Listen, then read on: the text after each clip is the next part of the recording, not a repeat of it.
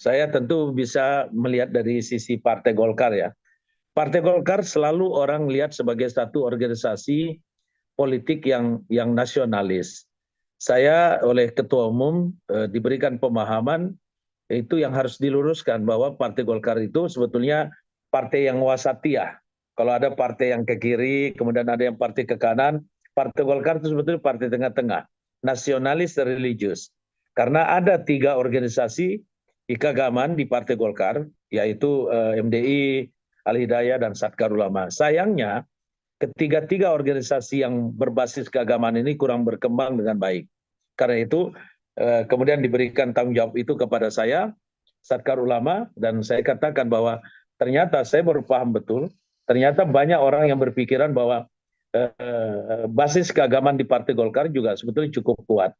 Sehingga alhamdulillah dalam tempo singkat, hanya kurang lebih belum sampai setahun kami sudah melantik 21 provinsi di seluruh Indonesia, dan seluruh kabupaten kota yang sudah dilantik itu juga sudah berdiri, termasuk tingkat kecamatan dan desa di seluruh Indonesia gitu.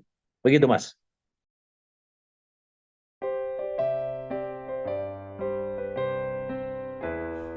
Universitas Trisakti, pusat kaya alma mater kita, menyumbang tenaga sarjana, berkarya dengan penuh jiwa, berkibarlah panji-panjimu, lambang jiwa. Nama saya Bambang Satrono di kanal Inspirasi untuk Bangsa. Juga pertama kali lulus IPB sebenarnya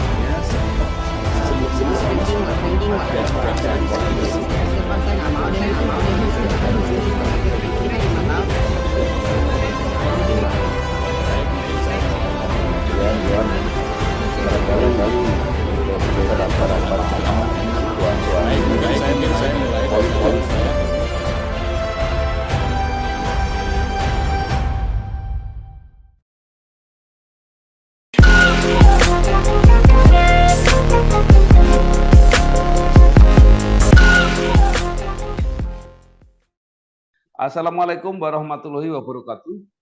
Waalaikumsalam warahmatullahi wabarakatuh. Bersama saya Bambang Satrono di kanal Inspirasi untuk Bangsa. Mudah-mudahan kanal ini selalu bisa memberi inspirasi, motivasi, dan edukasi.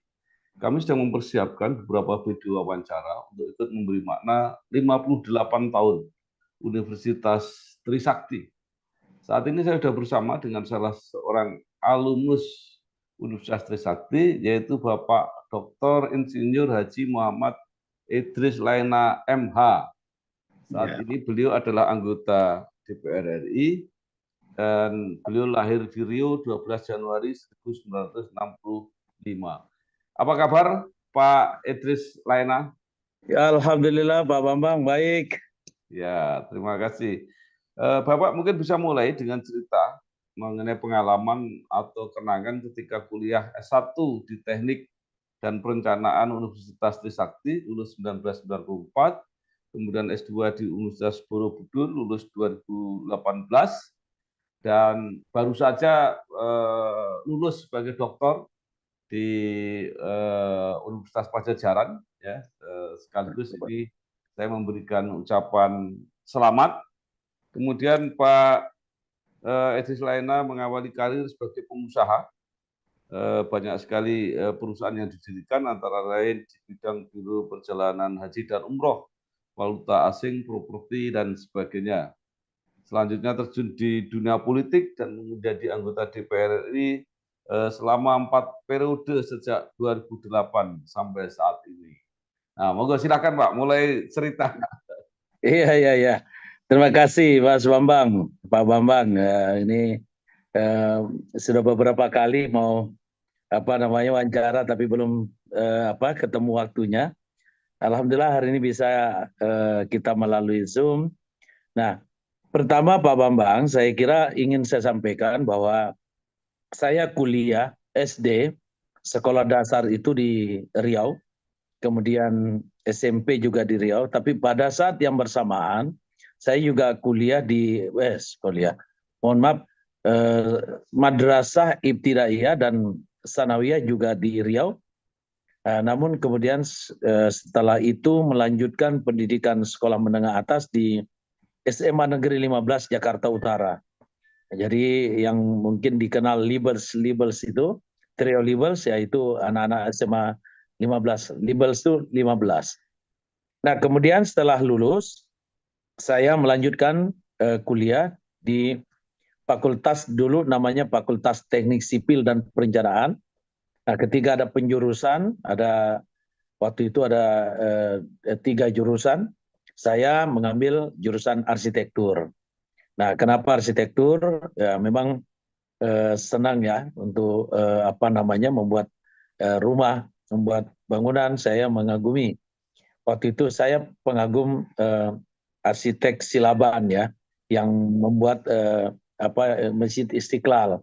Saya mengagumi artinya filosofinya bahwa seseorang yang artinya non-Islam tetapi mampu membuat satu masjid yang sangat dibanggakan di Indonesia. Nah kemudian yang menarik di Trisakti itu, saya sebetulnya begini Mas Bambang, termasuk dari kalangan siswa yang tidak terlalu banyak bergaul lah di Trisakti itu, karena pada saat yang sama semester 4 itu, semester pertama, semester kedua saya masih kuliah dengan seperti lazimnya anak-anak yang lain, tapi semester keempat saya sudah mulai bekerja. Dengan tekad bersatu mengabdikan karyamu, membangun Indonesia Raya. Universitas Trisakti tegak perkasa, indah menghias pesona. Nusa dan bangsa penuh bangga, bukti bakti sepanjang masa. Berkibarlah.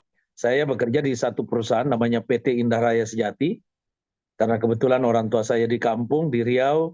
Kita menerima kiriman tiap-tiap bulan ya untuk menambah-nambah pemasukan. Saya kerja di PT Indah Raya Sejati, kemudian saya bekerja juga di PT Cipta Teknik di Tangerang, ya bagian drafter, menggambar, sehingga bisa menambah-nambah uang kuliah lah, uang jajan tiap-tiap bulannya.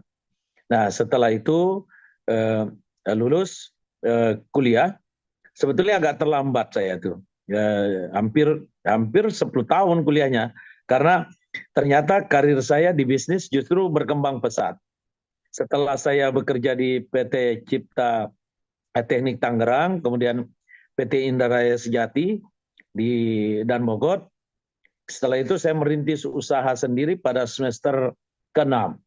Jadi saya mulai merangkap antara kuliah dan juga bisnis. Nah setelah berbisnis, kemudian usaha saya berkembang. Ketika saya masih kuliah, alhamdulillah saya sudah menjadi direktur utama di salah satu perusahaan saya, yang saya beri nama PT Mega Buana, kemudian ada PT Lena Holdiko Utama yang kemudian berkembang menjadi grup usaha gitu. Nah baru kemudian setelah itu lulus dari Trisakti, kemudian terjun di organisasi, pertama kali di MKGR, saya jadi pengurus tahun 1989, jadi pengurus MKGR. Setelah itu mencalonkan diri jadi anggota DPR tahun 2004, dan alhamdulillah terpilih jadi anggota DPR 2004, 2009, 2014, 2019, dan sampai sekarang. Kira-kira begitu. Nah, tapi seperti yang Mas Bambang ketahui bahwa sebagai arsitek saya merasa perlu untuk ada ilmu di bidang hukum gitu. Sehingga pada saat yang bersamaan saya sambil aktif di DPR, tentu saya juga kuliah, ngambil S2 di Universitas Borobudur di Jakarta.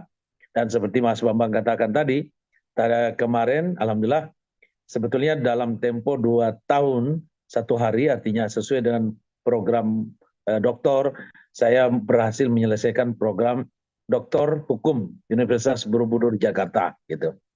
Jadi sebetulnya ini karena kebutuhan-kebutuhan akhirnya saling terkait, dan kemudian menjadi bagian dari perjalanan hidup saya, Mas Bambang gitu. Ya. Ya, Nah, ini mumpung yang terbaru, kalau tidak salah disertasi Pak Idris Laina untuk meraih program doktor itu justru tentang koperasi kalau tidak salah. iya, betul betul, Mas. Kenapa memilih itu, Pak? Ya, jadi ini sebetulnya yang menarik, Mas Bambang.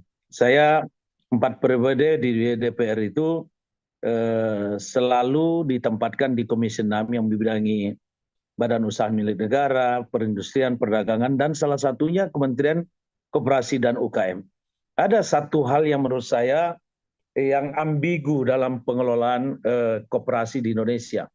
Begini Mas Bambang ya, jadi ini secara filosofis, sesungguhnya koperasi itu yang membedakannya dengan badan usaha yang lain seperti perseroan terbatas, kalau PT itu kan kumpulan modal, berbeda dengan koperasi yang kumpulan orang.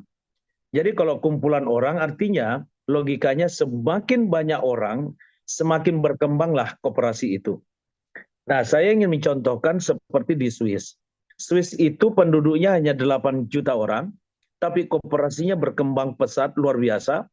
Itu ada 2 koperasi besar di sana, Migros dan Coop. Itu dengan total anggotanya kurang lebih hampir 6 juta orang, 5.800.000 sekian. Artinya lebih dari 60% penduduk Swiss itu berkoperasi ria. Dengan tekad bersatu mengabdikan karyamu, membangun Indonesia Raya. Universitas Trisakti Negara Perkasa, indah menghias pesona. Nusa dan bangsa penuh bangga, bukti bakti sepanjang masa. Berkibarlah. Nah, menjadi masalah ketika di Indonesia kenapa kok penduduknya besar, yang notabene mestinya bisa digerakkan ekonomi mereka melalui koperasi, tapi kita tidak lakukan. Nah, saya mencari tahu apa problem yang sesungguhnya. Kita selama ini selalu terlibat dengan hal-hal teknis. Jadi seolah-olah persoalan koperasi itu ada di proseduralnya, teknisnya. Tapi saya mundur ke belakang, ternyata saya ingin mengatakan bahwa persoalan yang dihadapi koperasi Indonesia itu adalah kita tidak punya goodwill, tidak punya politik hukum untuk memajukan koperasi di Indonesia. Nah, contohnya apa? Saya katakan tadi bahwa undang-undang koperasi kita itu sudah 22 tahun, Mas. Yang sama sekali sudah tidak relevan dengan zaman sekarang, tapi kita masih terus perhatikan. Ya, artinya terus kita pertahankan. Nah, yang kedua, menempatkan koperasi sebagai organisasi di bawah Kementerian Koperasi dan UKM itu memberikan makna yang besar bahwa seolah-olah kita memang hanya ingin koperasi itu sebagai bagian dari usaha kecil. Padahal logika saya kan mestinya kalau ada PT kecil, ada koperasi yang kecil. Kemudian ada perseroan terbatas PT besar, menengah, mestinya juga koperasi juga bisa menengah. Kalau ada persoalan terbatas, PT bisa besar, mestinya koperasi juga bisa besar. Tapi ketika kita tempatkan dia bagian dari Kementerian Koperasi UKM, memang seolah-olah politik hukum kita membawa berpendapat bahwa koperasi ya udahlah bagian dari usaha kecil gitu loh, Mas. Jadi itu hal yang keliru, berbeda dengan negara-negara seperti Swiss yang saya ceritakan tadi. Begitu, Mas. Baik, luar biasa Pak Idris Laina. Pikiran sangat besar. Tetapi di dalam prakteknya memang banyak kendala. Salah satu adalah undang-undang koperasi yang dulu pernah diperbaiki tapi kemudian dibatalkan oleh MK. Kalau tidak salah sampai sekarang dibiarkan menggantung, tidak ada perbaikan, Pak. Ya. Ya, jadi gini Mas Bambang, Undang-Undang Koperasi kita nomor 25 tahun 1992. 2012 kemudian kita bikin Undang-Undang nomor 17 tentang koperasi tahun 2012. Hanya masalahnya kemudian di judicial review dan dibatalkan oleh MK secara keseluruhan karena memang prinsip dasarnya jadi berubah. Jadi koperasi itu kalau menurut Undang-Undang Dasar 45 sebetulnya kan memberikan kesempatan perekonomian nasional disusun sebagai usaha bersama berdasarkan asas kegotong royongan. Hanya masalahnya di dalam Undang-Undang Nomor 12 itu koperasi tidak diperlakukan sebagai koperasi, melainkan dibuat seolah-olah sebagai bagian dari eh, istilahnya tidak lagi menggunakan simpanan pokok, simpanan wajib, tapi saham. Jadi membatasi orang untuk masuk menjadi koperasi kecuali yang punya duit. Sehingga oleh MK pada saat itu dibatalkan dan konsekuensinya kita kembali ke Undang-Undang 25 yang 22 tahun itu yang berlaku itu. Ya, itu saya kira menarik tadi dikaitkan dengan Ya, disertasinya Pak Idrus Laina ya, mengenai politik hukum gitu ya. ya. Nah, kira-kira ke depan itu menurut Pak Idris politik hukum seperti apa yang cocok karena itu nanti kan diwujudkan di dalam undang-undang ini mau diapakan gitu kalau diperbaiki arahnya kemana kan seperti itu. Ya, jadi saya pikir saya menyebutnya kemarin ketika saya ujian itu bahwa perlu harmonisasi modifikasi total. Artinya hukum di Indonesia itu harus dibuat betul-betul sesuai dengan kebutuhan masyarakat. Saya ingin memberi contoh begini, Mas. Simpan pinjam di Indonesia dengan bank itu kan sebetulnya pada prinsipnya sama. Bedanya satu dengan koperasi, satu menyimpan uang di bank. Pertanyaannya kenapa orang lebih senang menyimpan uang di bank? Karena di bank dia percaya, ada trust. Kalau dia menyimpan uang di situ, terjadi banknya bangkrut, ya kan? Misalkan dia punya uang sampai 500 juta, bangkrut banknya, dia bisa mendapatkan jaminan oleh negara, oleh lembaga penjamin simpanan, sehingga mereka di bail out. Beda kalau kita menyimpan uang. Padahal saya sebetulnya misalkan saya pemilik koperasi, karena saya ikut pendiri koperasi. Konsep koperasi itu dari kita, oleh kita, untuk kita. Tapi saya sendiri tidak berani menyimpan uang di koperasi. Kenapa? Kalau koperasinya tutup, loh uang saya hilang, nggak ada yang bisa menjamin gitu. Karena tidak ada lembaga penjamin simpanan. Itu contoh kecil. Makanya saya katakan bahwa kalau kita membesarkan koperasi di Indonesia, kita harus mundur ke belakang, kita preteli, kita benahi undang-undangnya secara mendasar sehingga masyarakat betul-betul kita bangun kembali kepercayaannya dan koperasi bisa menjadi besar. Jadi kuncinya adalah goodwill pemerintah dulu. Keinginan pemerintah dan negara, dalam hal ini karena pembahasan undang-undang antara pemerintah dengan DPR, artinya negara siap untuk melindungi, berpihak kepada koperasi. Insya Allah koperasi di Indonesia bisa menjadi besar gitu. Panji-panjimu, lambang jiwa bergerak maju, dengan tekad bersatu mengabdikan karyamu, membangun Indonesia Raya. Universitas Trisakti dirgahayulah, bimbinglah seluruh putra, bangun negara Pancasila, wujudkan. Ya, baik. Ya. Gagasan-gagasan besarnya saya kira clear, Pak. Ya. Tetapi apa langkah-langkah praktis terutama di Komisi 6 yang membidangi masalah koperasi ini, termasuk di dalam mempersiapkan undang-undang yang lebih ideal? Ya, jadi sekarang ini pemerintah kita dorong untuk segera mengajukan rancangan undang-undangnya. Jadi naskah akademiknya sudah masuk. Nah, kita melibatkan seluruh stakeholder. Jadi sampai dengan koperasi-koperasi yang ada di Indonesia kita libatkan. Bagaimana membangun konsep koperasi yang baik. Setelah itu tentu kita akan melakukan pembahasan. Dan dalam situasi seperti sekarang, Mas Bambang, salah satu juga misalkan koperasi harus melakukan rapat anggota tahunan. Jadi perlu ada pemikiran, tidak perlu lagi rapat, tetapi dengan Zoom seperti ini sudah bisa melakukan rapat anggota tahunan misalkan. Nah, jadi kemudahan-kemudahan seperti itu. Nah, langkahnya undang-undang ini segera dibahas dan tinggal menunggu surpresnya, surat presiden untuk segera dilakukan pembahasan antara pemerintah dengan DPR gitu. Baik, mudah-mudahan lancar akan Amin, amin. gagasan Ya. besar untuk membenahi koperasi. Nah, sekarang kita Amin. kembali ke bisnis. Ini Pak Ya, Idris Laina ini kan nature-nya kan pengusaha gitu ya. Nah, betul. sampai sekarang seperti apa Pak perkembangan bisnisnya Pak Idris Laina? Iya, baik Mas Bambang. Bisnis saya sekarang ya berkantor di Wisma Lena, di Jalan Abdullah Shafi'i, Kasablanka, Jakarta Selatan. Jadi di situ tergabung dalam grup usaha Lainaco Group yang terdiri dari sekarang ini kurang lebih 12 unit usaha di bawahnya. Jadi ada konstruksi karena memang bidang saya sebetulnya ada konstruksi, kemudian masih ya travel, kemudian dan lain sebagainya, beberapa usaha-usaha yang kita kelola secara kekeluargaan karena ini bisnis keluarga, Mas.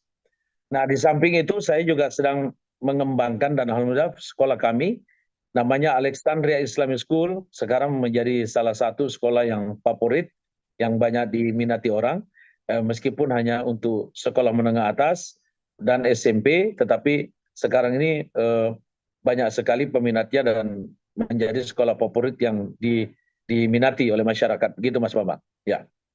Saya dengar Pak Idris Laina juga ingin mendirikan perguruan tinggi. Betul, Mas. Jadi kami sedang merintis untuk membuat universitas.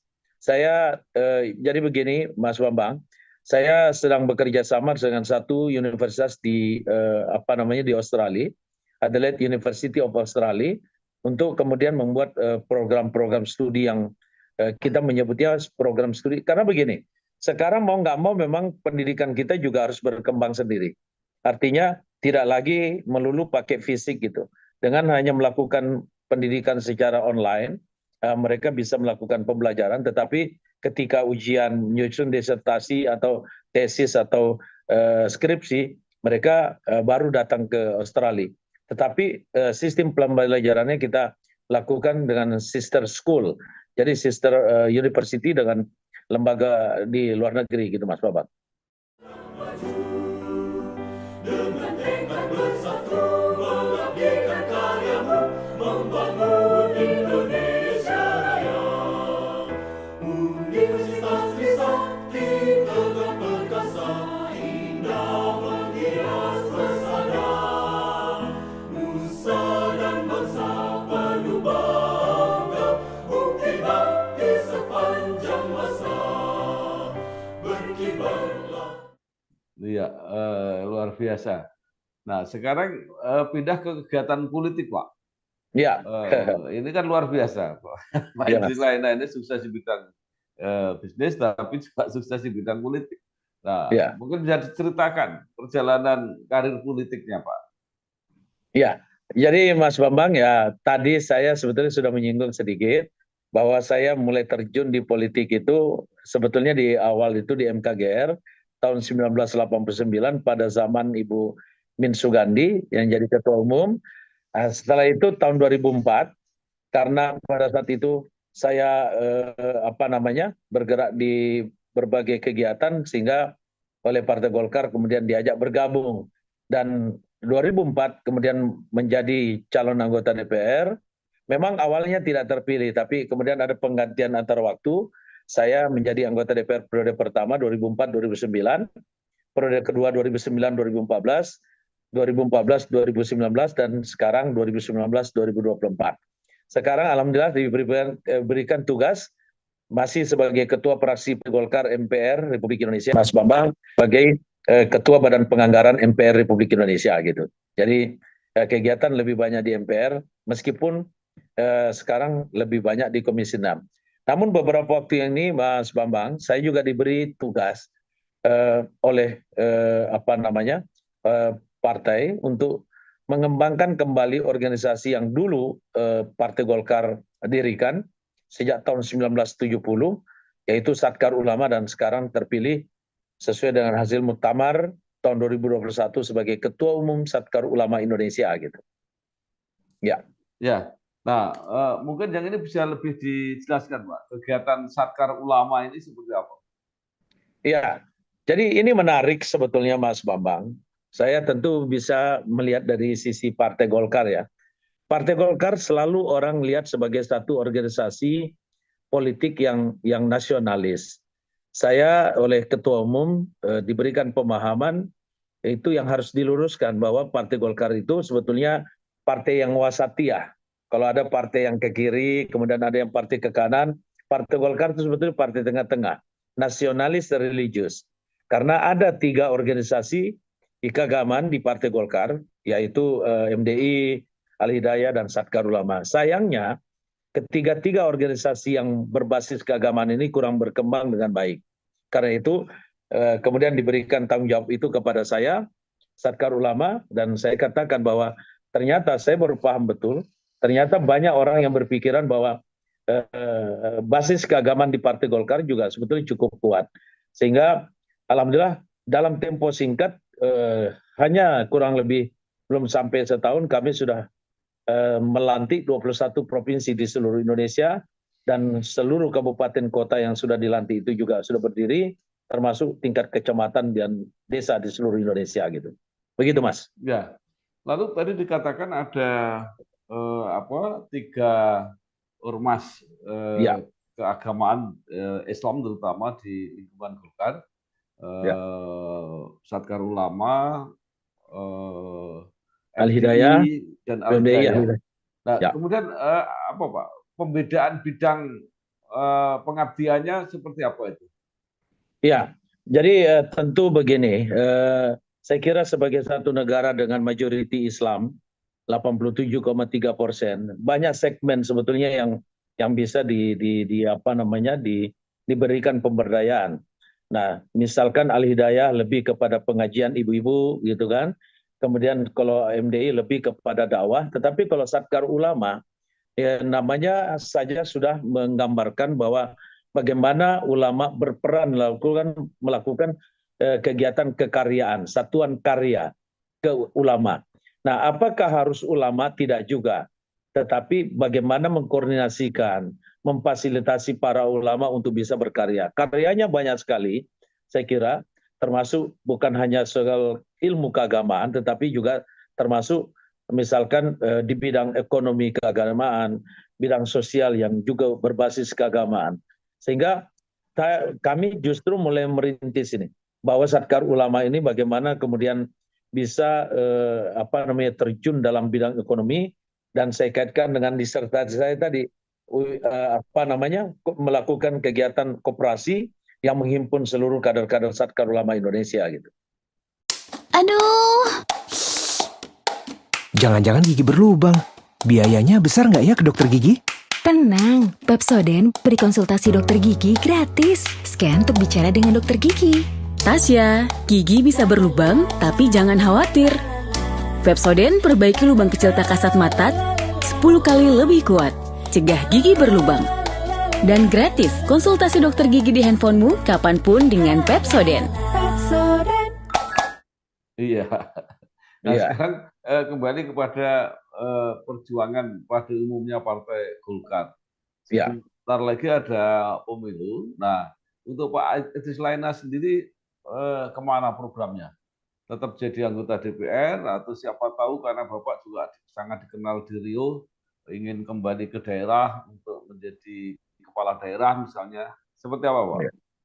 Ya, jadi sementara ini Mas Bambang, saya masih diberikan penugasan untuk menjadi calon anggota DPR RI dari dapil yang sama, dari dapil 2 Provinsi Riau. Dan saya kira Mas Bambang dalam konteks sekarang ini mengabdi bagi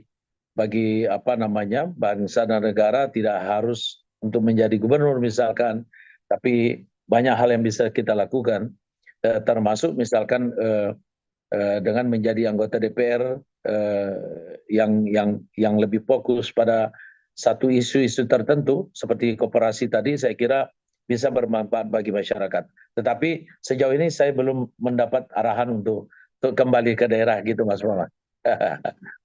Baik, Pak Idris Laina, sekarang kembali lagi ke Universitas Trisakti. Siap. Jadi menurut Bapak apa keistimewaan? Dulu kan Trisakti itu sangat sangat prestisius gitu. Universitas swasta yang sangat gengsinya tinggi lah gitu. Nah, menurut Pak Idris sendiri seperti apa kesan kuliah di Trisakti itu?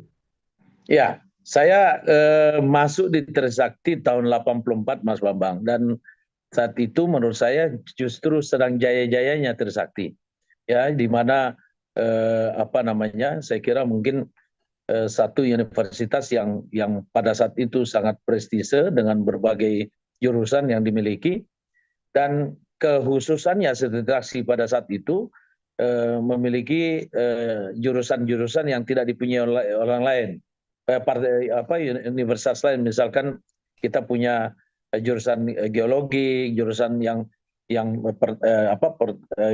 tidak dimulai kampus yang lain. Nah, saya melihat sebetulnya Trisakti itu kelebihannya yang utama adalah sangat sangat terbuka, sehingga tidak ada dikotomi gitu. Ada kan kampus yang orang selalu mengatakan, ini kampus khusus, misalkan mohon maaf, kalangan tertentu, misalkan mazhab tertentu kalau di bidang keagamaan. Tapi kalau Trisakti itu kan satu kampus yang orang melihatnya sebagai kampus yang sangat universal. Dari sisi keagamaan tidak ada kotak-kotak, dari segi kesukuan juga tidak ada kotak-kotak gitu. Sehingga menurut saya sangat luar biasa sebagai kampus pada saat itu. Tapi saya kurang bisa mengikuti perkembangan sekarang, Mas Bambang. Cuma saya juga melihat gedungnya tetap hebat, tapi kan mengukur universitas tidak lagi hanya sekedar gedung, tetapi bagaimana kualitasnya begitu. Ya. Nah, sekarang sebagai alumni, Ya. apa yang dirasakan? Apakah memang benar karena alumni perguruan tinggi yang berwibawa itu membantu alumninya, memudahkan untuk berkarir, baik kalau di bisnis maupun di lembaga-lembaga pemerintah, di BUMN dan sebagainya? Ya, saya merasakan begini, Mas Bambang. Kalau dulu barangkali ya, artinya kampus itu sangat berperan ya, ketika ditanya dari kampus mana, itu bisa menjadi daya tarik sendiri untuk kemudian menjadi pertimbangan untuk diterima misalkan di satu lembaga atau di mana gitu. Tapi dengan sistem politik, misalnya saya bicara politik nih, ketika bicara politik sekarang dari berbagai jurusan, dari berbagai universitas orang bisa masuk.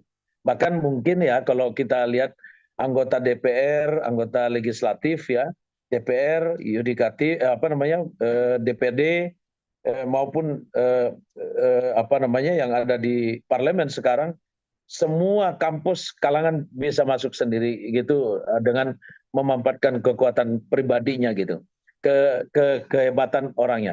Nah, maksud saya itu begini, barangkali Trisakti harus sudah mulai berpikir tidak menjadi mengandalkan kelembagaannya, tapi bagaimana membangun personnya, orang per orangnya yang sekolah di Trisakti, kualitas yang bisa menjadi lebih baik sehingga mampu bersaing dengan manapun, termasuk misalkan sekolah kampus-kampus yang ada di luar negeri. Begitu, Mas Bambang.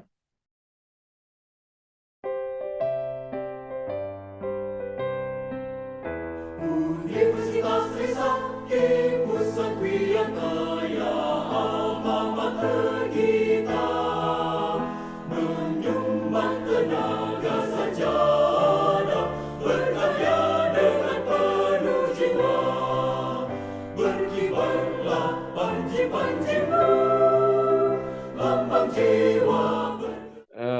Baik. Nah, terakhir untuk meneruskan saran Pak Edi Sulaina tadi, secara teknis apa yang harus dilakukan pada proses belajar mengajar saat ini di Trisakti supaya terpenuhi itu tadi apa yang digambarkan oleh Pak Edi Sulaina tadi, bisa masuk kemana-mana?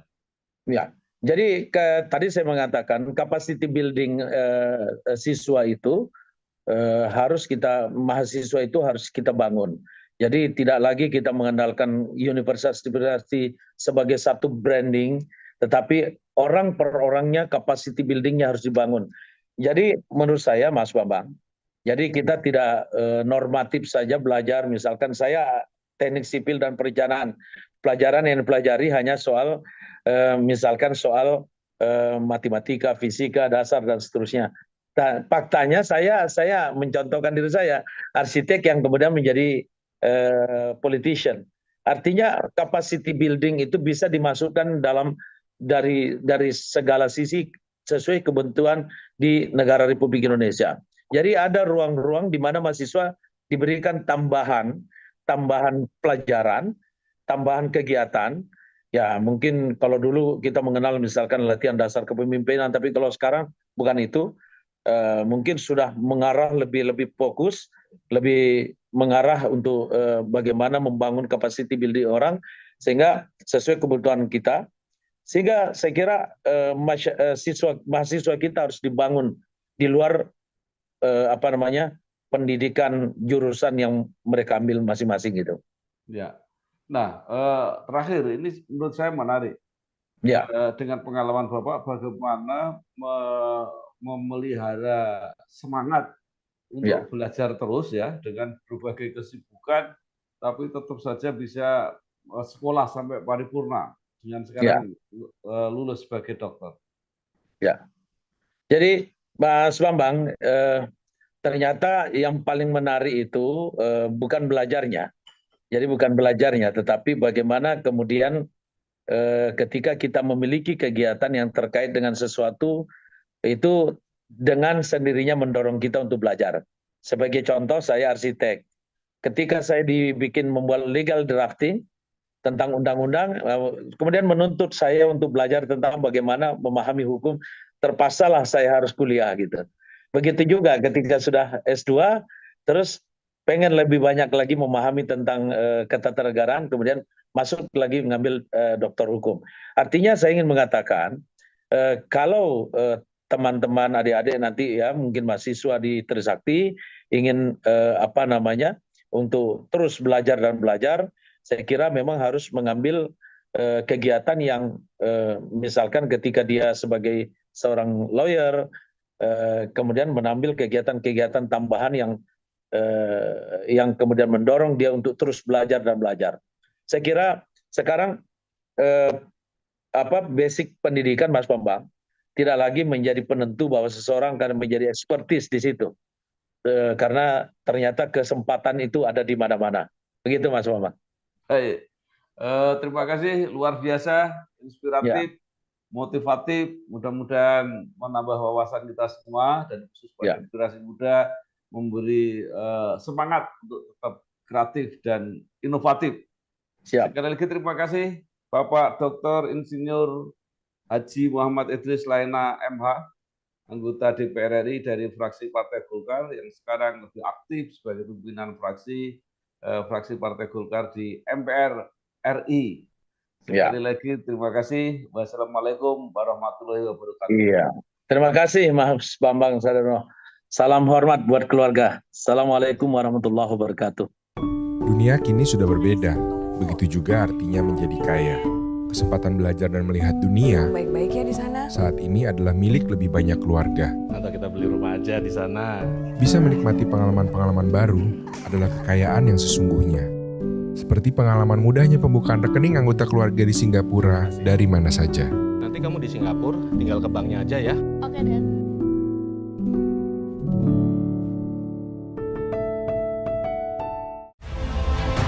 Nama saya Bambang Sadono di kanal Inspirasi untuk Bangsa. Juga pertama kali lulus IPB sebenarnya sebelum